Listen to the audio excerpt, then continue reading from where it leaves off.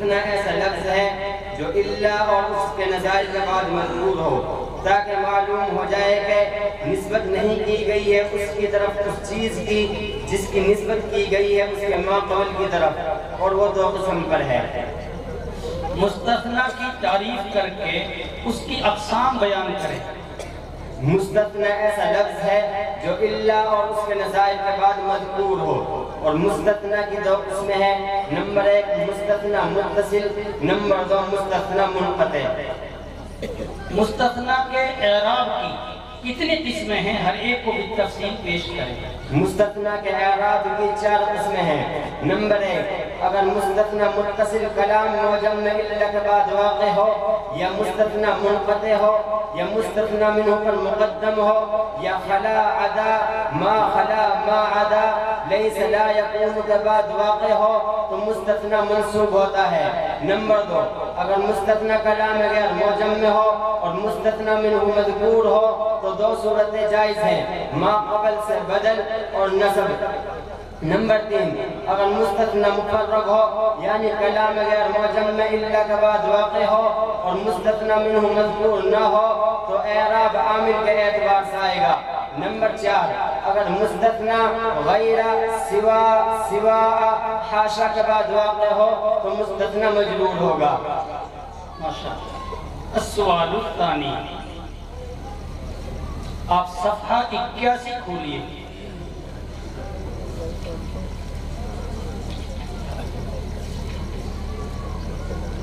الثانی المضارع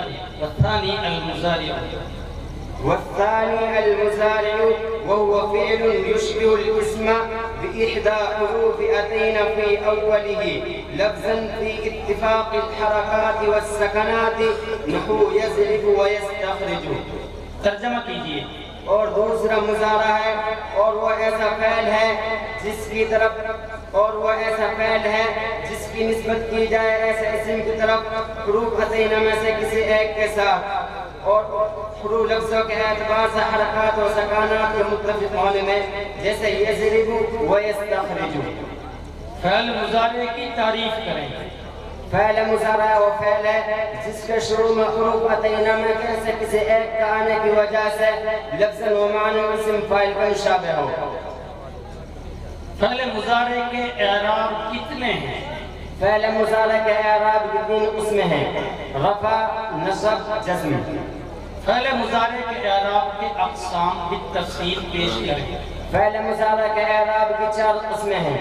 number 1 رفع ضمہ کے ساتھ، نصب فتح کے ساتھ، جزم سکون کے ساتھ، اور یہ اعراب فعل مضارع کے 5 صیغوں، واحد مذکر غائب، واحد مؤنث غائب، واحد مذکر حاضر، واحد متکلم، جمع متکلم پر آتا ہے جبکہ یہ صیغہ معدل لام نہ ہو، جیسے ہوا یضرب، لن یضرب، لم یضرب۔ نمبر 2 رفع نون اعرابی کے ساتھ، نصب اور جزم حذف نون کے ساتھ، اور یہ اعراب 7 صیغے، 4 تثنیہ، 2 مذکر غائب و حاضر اور ایک واحد مؤنث حاضر پر آتا ہے ہر حال میں، جیسے ہما یفعلان، ہم یفعلون، انت تفعلین، لن یفعلا، لن یفعلو، لن تفعلی، لم تفعلا، لم تفعلو، لم تفعلی۔ نمبر 3 رفع تقدیر ضمہ کے ساتھ، نصب فتح لفظ کے ساتھ اور جزم حذف آخر کے ساتھ، اور یہ اعراب فعل مضارع کے 5 صیغوں، واحد مذکر غائب، واحد مؤنث غائب، واحد مذکر حاضر، واحد متکلم، جمع متکلم پر آتا ہے جبکہ فعل مضارع ناقص واوی یا یائی ہو، جیسے ہوا یرمی و یغزو، لن یرمی و یغزو، لم یرمی و یغزو۔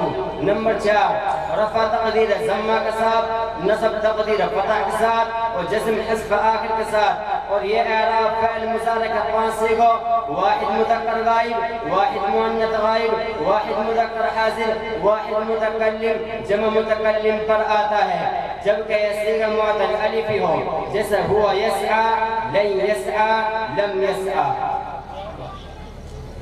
علم الصیغہ۔ السؤال الاول، باب مفاعلت کی علامت بیان کیجیے۔ باب مفاعلۃ، اس باب کے علامت فا کے بعد الف کا زائد ہونا ہے، اس طرح کے فا پڑھتا مقدم نہیں۔ المقاتلۃ مصدر سے صرف صغیر قاتل يقاتل مقاتلة وقتالا فهو مقاتل، وقتل يقاتل مقاتلة وقتالا فهو مقاتل، الأمر منه قاتل والنهي عنه لا تقاتل، الظرف منه مقاتل۔ اگر باب مفاعلت کا کوئی اور مصدر آتا ہے تو بیان کیجیے۔ باب مفاعلت کا مصدر کا وزن فعال بھی آتا ہے۔ المقاتلۃ مصدر سے فعل ماضی مثبت معروف کی الٹی گردان کیجیے، الٹی گردان کرنی۔ قاتلنا، قاتلت، قاتلتن، قاتلتما، قاتلت، قاتلتم، قاتلتما، قاتلتا، قاتلنا، قاتلتا، قاتلت، قاتلوا، قاتلا، قاتلا۔ السؤال الثانی، نفی تاکید بلند فعل مستقبل مجہول کی الدعوت مصدر سے صرف کبیر کیجیے۔ لن يدعى، لن يدعيا، لن يدعوا، لن تدعى، لن تدعيا، لن تدعي، لن يدعى، لن يدعيا، لن يدعوا، لن تدعى، لن تدعى، لن يدعينا، لن تدعوا، لن تدعي، لن تدعين، لن تدعى، لن ندعى۔ علم الصیغہ میں اصل میں جو صیغے جیسے تثنیہ کے ان کو ضم کر دیے گئے، اس اعتبار سے ہم کو ایسا لگتا ہے کہ ترتیب الٹ گئی، یہ علم الصیغہ کے لحاظ سے صحیح ہے۔ الدعوت مصدر سے اس میں فاعل کی گردان کیجیے۔ داع، داعیان، داعون، داعیۃ، داعیات، داعیات۔ داع، داعیان، داعون، داعیۃ، داعیتان، داعیات۔ داعی کی اصل بتلا کر تعلیم کیجیے۔ داعی اصل میں داعیون تھا، واو غاد کسرہ کی طرف میں واقع ہو کر یا سے بدل کر داعین ہوا، پھر یا پر ضم دشوار تو اس کو گرا دیا، دو ساکن جمع ہوا یا اور تنوین یا گرا دیا، داعین ہو گیا۔ دعا ہفت اقسام میں سے کون سے قسم ہے؟ دعا ہفت اقسام میں سے معدل لام ہے۔